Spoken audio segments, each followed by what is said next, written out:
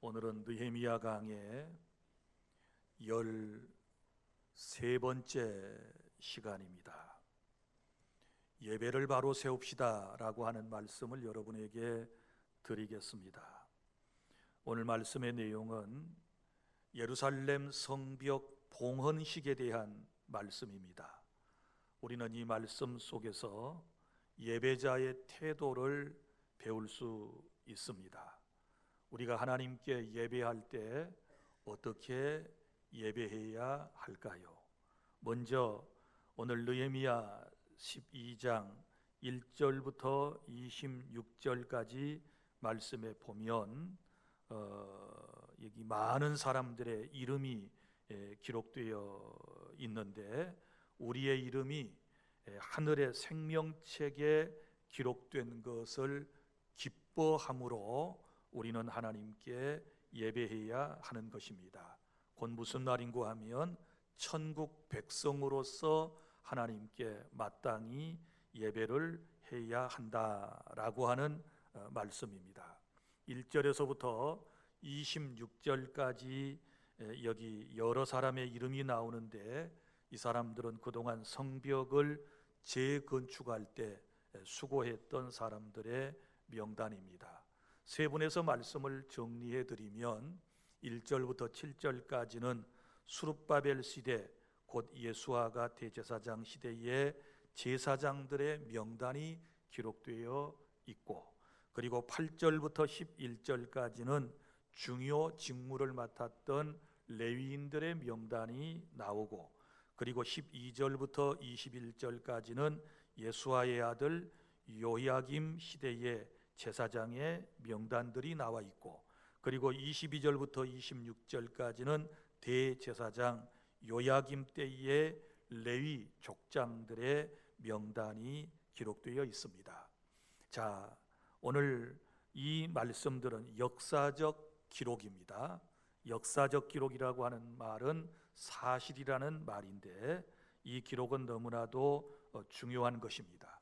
지금 이스라엘 사람들이 예루살렘 성벽을 재건축하고 그들이 하나님께 봉헌식을 하면서 깨닫게 되는 것이 무엇입니까? 오늘처럼 이렇게 기쁜 날이 온 것은 자신들의 힘과 노력뿐만 아니라 이것은 하루아침에 이루어진 일들이 아니라 선진들의 피와 땀과 눈물의 결정체로 오늘날 성벽 공사가 완공이 되었고 하나님께 봉헌식을 하게 되었다라고 하는 뜻을 가지고 있는 것입니다. 사랑하는 성도 여러분, 우리 기독교는 기록을 의존하는 종교입니다.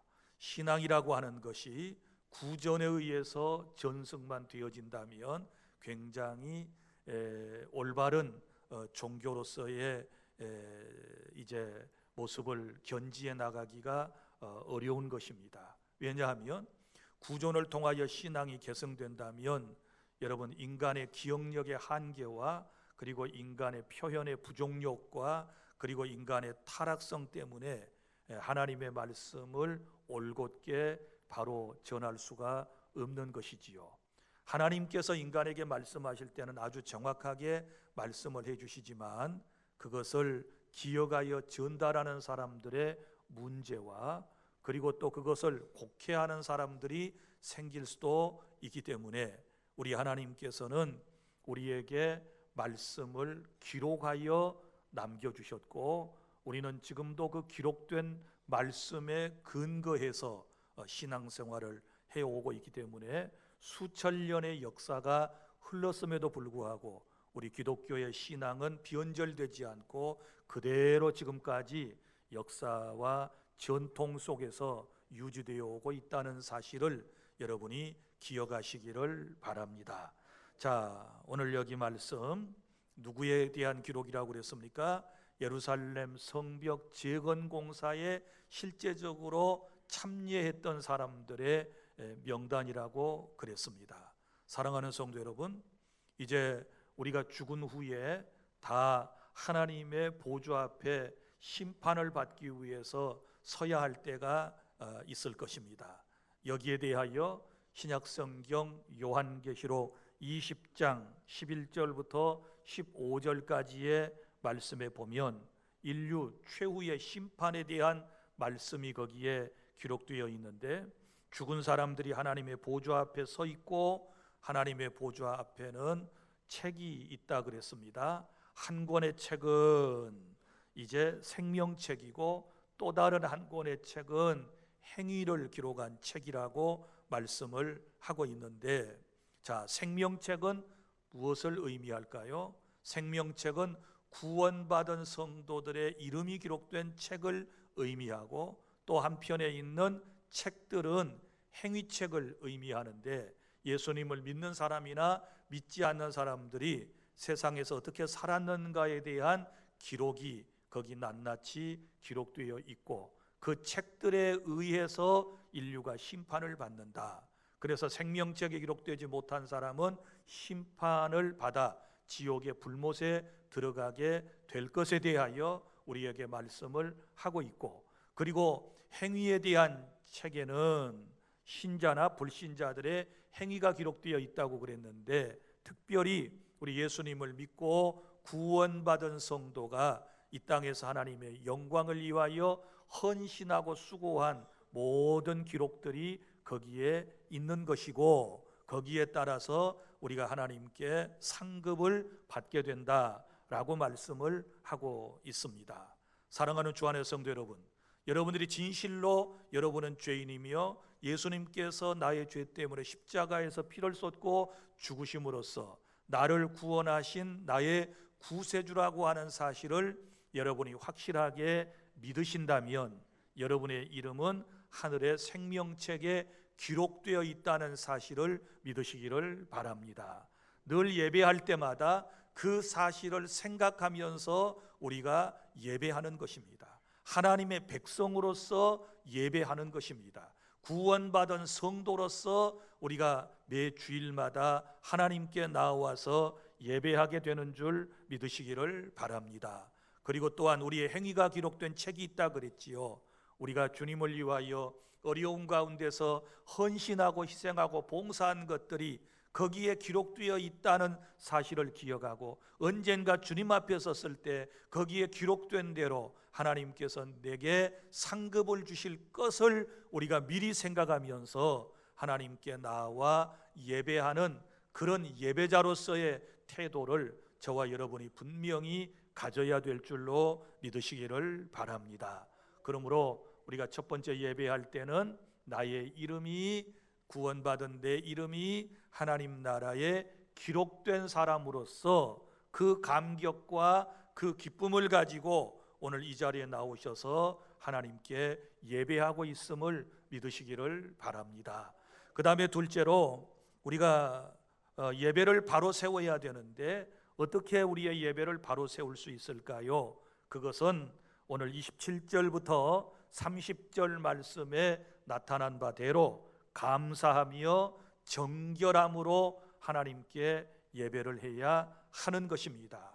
먼저는 예배자로서 감사함이 우리의 마음속에 있어야 하는 것이지요. 자, 이스라엘 백성들은 지금 무너졌던 예루살렘 성벽을 보수하고 재건축하고 난 이후에 감사함으로 성벽 봉헌식을 하고 있다라는 말씀을 여러분에게 드렸습니다. 27절부터 29절까지 말씀에 보면 각처에 흩어져 있던 레위인들을 찾아서 예루살렘으로 데려왔습니다. 그리고 그들로 하여금 감사하며 악기를 연주하며 하나님을 찬양하도록 했다는 말씀이 기록된 것을 볼 수 있습니다. 이것은 예배에 대한 회복입니다. 그동안 이스라엘 공동체가 하나님께 온전한 예배를 드리지를 못했습니다. 그러나 이제 그들은 성벽을 재건축하고 예배를 먼저 회복하는 모습을 우리에게 보여주고 있지 않습니까? 사랑하는 성도 여러분, 지금 한국 교회는, 전 세계 교회는, 그리고 우리 교회는, 저와 여러분은 예배를 회복해야 할 때인 줄로 믿으시기를 바랍니다. 코로나가 이제 전파되고 난 이후에 무려 2년 반 동안이나 근 많은 사람들이 예배를 하나님께 온전히 드리지 못하고 있습니다. 이제 여러분, 우리는 예배를 회복해야 할 시점에 지금 있는 것입니다. 세상 사람들이나 믿음이 연약한 사람들은 마치 교회가 코로나 온상지처럼 이렇게 생각을 하고, 교회의 모임을 부정적으로 생각을 하고, 예수님을 믿는다고 하는 사람들조차도 예배를 기피하는 현상이 생기고 있었습니다. 그러나 이것은 매우 잘못된 생각인 것입니다. 사실 여러분, 따져보면 정부의 발표에도 나타나 있는 것처럼 교회발 여러분 코로나 확진 환자는 그렇게 많지 않았습니다. 어쩌다가 어느 교회에서 코로나 환자가 몇십 명 나왔다라고 하는 보도를 여러분이 접한 것이지, 무슨 교회가 코로나 원상지가 되어가지고 교회에 와서 예배하다가 코로나에 집단 감염돼가지고 고통을 받은 적이 있습니까? 여러분, 어느 이단에서, 그리고 사이비 종파에서, 그리고 혹은 어떤 선교 단체에서 모임을 가졌다가 그래가지고 뉴스거리가 된 적은 있지만, 정상적인 교회에서 모여가지고 예배하다가 코로나가 확산되었다라고 하는 보도는 여러분이 별로 접한 적이 없으리라고 생각을 합니다. 사랑하는 성도 여러분, 코로나가 무서워서 교회에 못 나왔고, 또 코로나 때문에 걱정 근심이 많아서 못 나온 사람들 가만 생각해 보세요. 여러분, 어디서 대부분 코로나에 확진이 되었나요? 교회 와서 되었나요? 교회 와서 옮아갔나요? 그거 아니지 않습니까? 교회 안 나오고 집에서 있다가 자녀들한테, 교회 안 나오고 세상 모임에 나갔다가, 교회 안 나오고 다른 모임에 갔다가 거기서 확진돼 가지고 지금 어려움을 겪는 것 아니겠습니까? 그렇다면 우리가 코로나에 확진되지 않은 상황에서라면 예배를 목숨 걸고 나와서 하나님께 드려야 하는 것이고, 만약에 확진이 되어 있는 상태라면 당분간은 일주일 이상은 여러분이 집안에서 혹은 병원에서 치료받고 쉬시는 것이 옳은 것입니다. 사랑하는 성도 여러분, 무너진 우리가 예배를 다시 세워야 하나님께서 기뻐하실 줄 믿으시기를 바랍니다.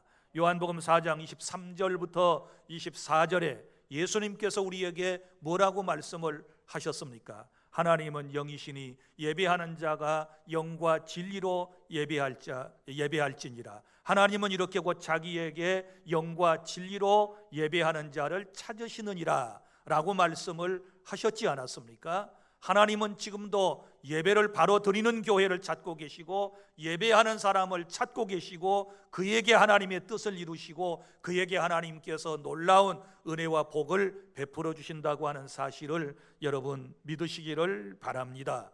그래서 구원받은 저와 여러분은 감사함으로 노래하면서 하나님을 예배해야 하는 것이고, 그 다음에는 정결한 마음을 가지고 우리가 하나님께 예배해야 하는 것입니다. 30절에 보면 이렇게 말씀이 기록되어 있습니다. 제사장들과 레위 사람들이 몸을 정결하게 하고 또 백성과 성문과 성벽을 정결하게 하니라, 이렇게 말씀을 기록을 하고 있는데, 먼저는 여기 자신의 몸을 정결하게 했다. 예배자로서 목욕을 재개했을 것입니다. 그리고 자기의 몸을 아름답게 정결하게 꾸몄을 것입니다. 그 다음에 몸만 그런 것이 아니라 여기 말씀에 보면 성문과 성벽도 정결하게 했다. 혹여라도 성문과 성벽에도 부정한 것이 혹여라도 묻지 않았나 하는 마음을 가지고 주변까지도 깨끗하게 정결하게 하고 난 이후에 하나님께 예배를 드렸던 것입니다. 사랑하는 성도 여러분, 우리가 하나님께 예배하러 나올 때에는 반드시 정결이라고 하는 것이 필수적인 의무라고 하는 것을 여러분이 아셔야 하는 것입니다. 그래서 오늘 말씀해 보면 제사장, 레위인, 백성 모두가 자신과 그리고 주변을 정결하게 했다라고 말씀을 하고 있지 않습니까?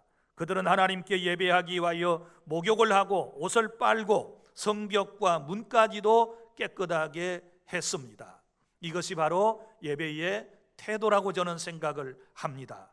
여러분, 옛날 이스라엘의 성전 구조를 살펴보시기를 바랍니다. 혹 기억나십니까? 성전의 구조를 보면 맨 먼저 동쪽의 문을 통해서 들어가면 그 마당 한 가운데에, 정 가운데에 뭐가 맨 먼저 눈에 들어오느냐? 물두멍이라고 하는 것이 있습니다. 물두멍이라고 하는 것은 노스로 만든 큰 물통을 얘기하는데 거기에 물이 담겨져 있습니다. 그 용도는 무엇일까요?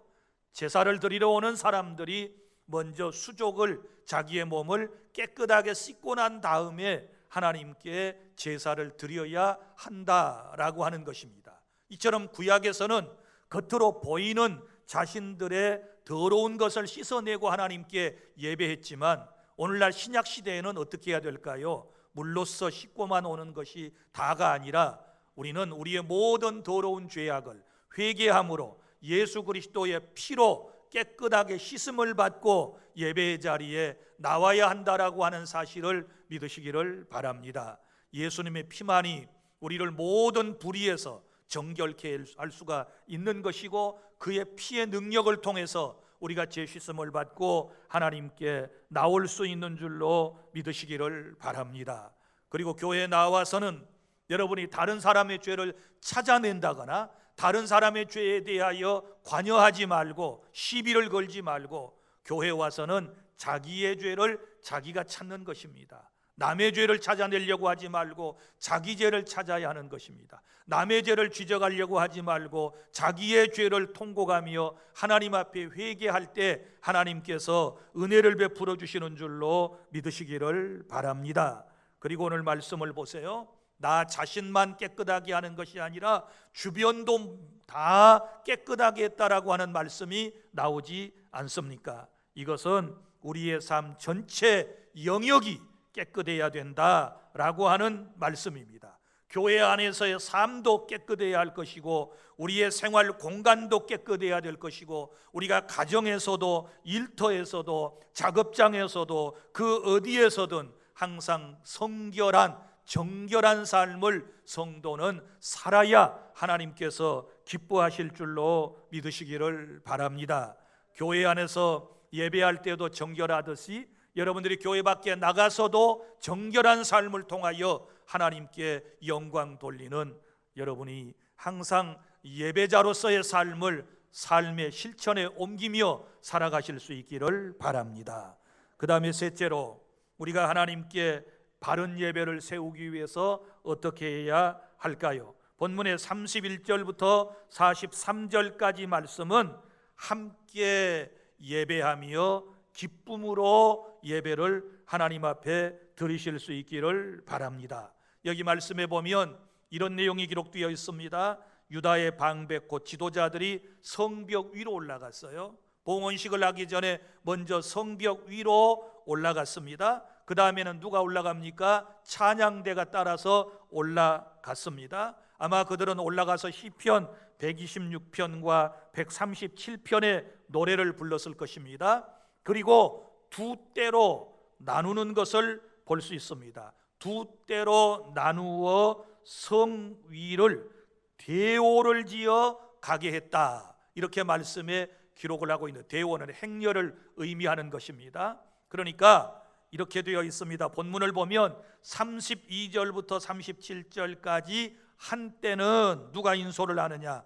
탁월한 행정가인 느헤미야라고 하는 총독이 한때를 인도해서 출발을 합니다.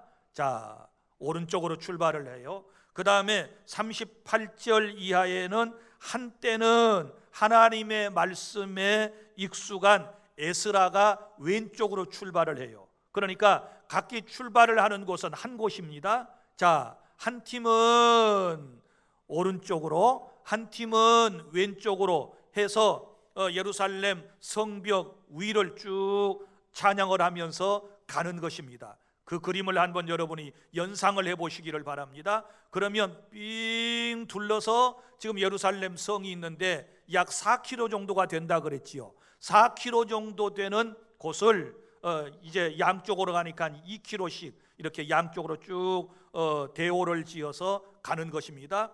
그래서 결국은 어디서 만나게 되느냐? 그러면 40절 말씀에 보면 이렇게 기록이 되어 있습니다. 이에 감사 찬송하는 두 무리가 하나님의 전에 섰고, 그러면 양쪽으로 쭉 올라가 가지고 만난 곳이 어디예요? 북쪽에 있는 성전, 바로 그 하나님의 성전에서 두 무리가 만났다. 그곳에서 함께 만났다.